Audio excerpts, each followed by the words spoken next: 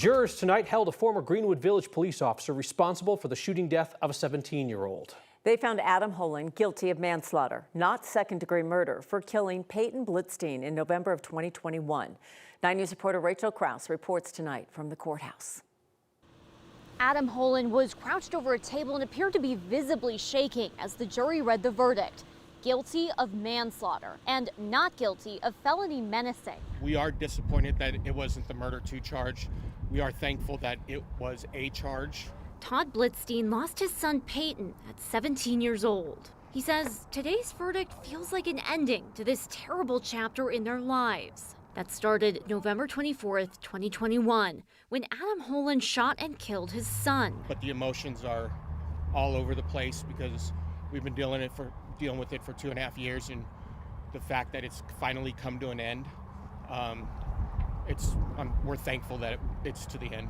Police say Holland shot the teenager after an argument over careless driving in an Aurora neighborhood. Prosecutors say Holland pulled his gun before getting out of the truck, pointing it at one of Blitzstein's friends, and that he'd been the aggressor. Holland's defense said he'd only pulled a gun when he saw Blitzstein had a gun himself, and that Holland fired in self-defense. The jury deliberated for about 10 hours before finding Holland responsible for Peyton's death. We are thankful that he's going to be, in essence, going away, paying for his crimes. His father remembers Peyton as helpful and caring, eager to serve his country. The thing about Peyton is the memories that come into mind are how good of a person he was, how good of a kid he was, how he always wanted to help everybody out. After his son's death and 2.5 years seeking justice for what happened, Todd says he hopes this verdict sends a message. Don't take the law in your own hands. He'll be sentenced on May 20th. In Arapahoe County, Rachel Krause, 9 News. A year ago, when I speak with the police department, they say we have a 97 point something, and we know who is the person that make that bad thing. I don't want to see that kind of people in the street, Tonight marks 1 year since someone shot 16-year-old Luis Garcia outside of East High School. He died weeks later, and to this day, no one has been charged with the crime. Garcia's family held a news conference this morning urging anyone to come forward with information. Community support groups say in the years since Luis was shot, they're still seeing kids die from gun violence. 9 News reporter Lauren Scafidi spoke with Lifeline Colorado about what they see when they're dispatched to violent scenes. A lot of things changed since I was a kid, The world is different for today's kids. These kids, they don't fight no more. They're just quick to shoot, and most of it is really over, hey, you stepped on my shoe. There's no respect anymore for one another.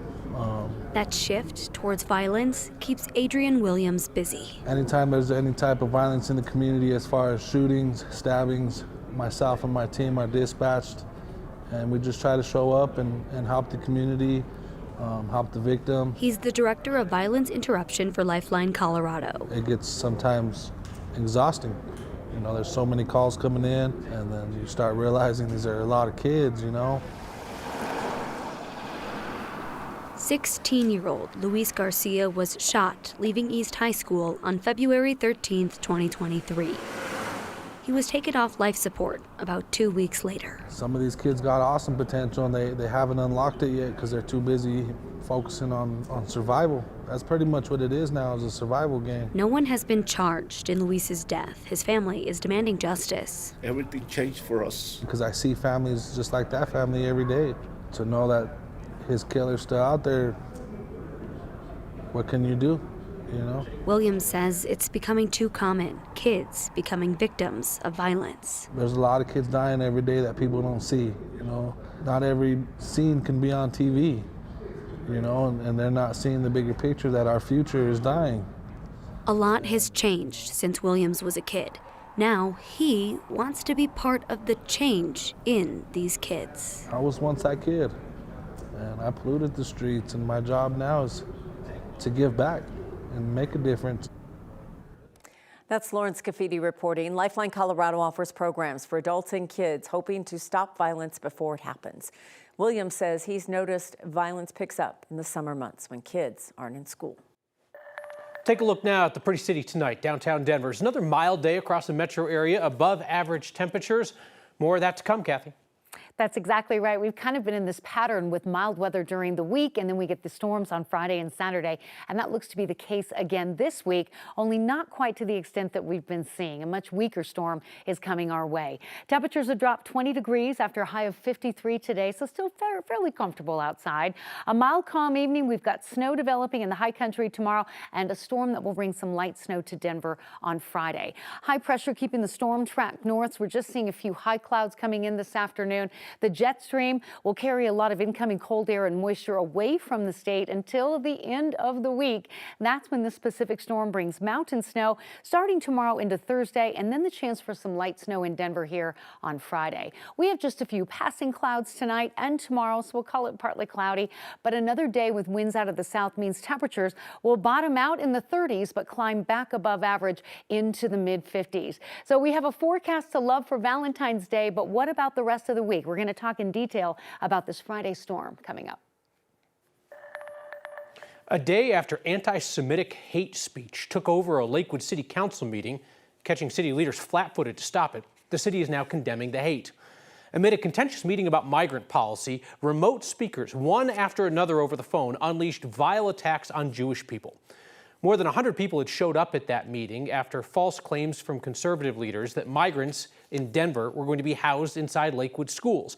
Lakewood City Manager had just reiterated that Lakewood is not interested in becoming a sanctuary city and will not be housing migrants from Denver. But when public comment began, anti-Semites filled the phone lines, as they have at a number of other public meetings in Colorado and around the country. Today, Lakewood City leaders released a statement to, quote, reassure the Jewish community that anti-Semitism and all types of hate speech have no place in our city. They said they committed to promoting an inclusive environment and ensuring a safe community. The city says it will look at steps that could be taken to keep that from happening at another city council meeting. The city of Colorado Springs is reiterating that migrants are not welcome there. City Councilor Dave Donaldson introduced a resolution today declaring Colorado Springs is not a sanctuary city. We should note, Colorado Springs is already not a sanctuary city. The resolution goes on to say that Colorado Springs will not spend taxpayer dollars on any immigrant-related services. The city attorney pointed out that the resolution has no legal impact or change on what the city does. Colorado Springs Council approved it 6-3. In Denver, the mayor is getting pushback on budget cuts to address the migrant crisis. Every department in the city is facing cuts, and now the elected official who runs Denver's election says he won't comply with the budget cuts requested by the mayor. We're not going to participate in any kind of budget cuts. It's 2024. We have a presidential election. Denver clerk and recorder Paul Lopez says Mayor Mike Johnston asked him to cut nearly $1 million out of his budget to help the city pay for the cost of the migrant crisis. Lopez says cutting that much money will leave elections and election workers vulnerable. Under no circumstance am I willing to sacrifice the safety, the security, the transparency, or the accessibility of our elections for the voters or the people who make democracy happen. The mayor's office says the cuts are just a request and the departments can choose not to do it. Mayor Mike Johnston says the city is short about $180 million this year, which he blames on more than 40,000 migrants who have moved and arrived in Denver. So the city of Denver is going to be spending about $3 million additional dollars to address the opioid epidemic. The money comes from a settlement with some of the companies that created and fueled that crisis. The city got about $7 million back in 2022, and today Denver announced the first recipients of grant money, including the group Advocates for Recovery. Denver gave them nearly $340,000. The nonprofit will use the money to help Spanish speakers and hire bilingual recovery coaches. We want to jump that barrier. We have to bust that barrier so that no more people struggle with this. Advocates for Recovery says it hopes to help an additional 200 people battling addiction. Colorado Parks and Wildlife say they euthanized a mountain lion after it attacked pets and other animals over the past 2 weeks across Summit County. CPW was able to catch the big cat in a trap yesterday by following its tracks. Officers got several reports since February 1st that a lion bit a dog in Silverthorne and killed at least 4 goats. The department decided to euthanize the lion, saying it had lost its fear of humans and was a health and safety threat.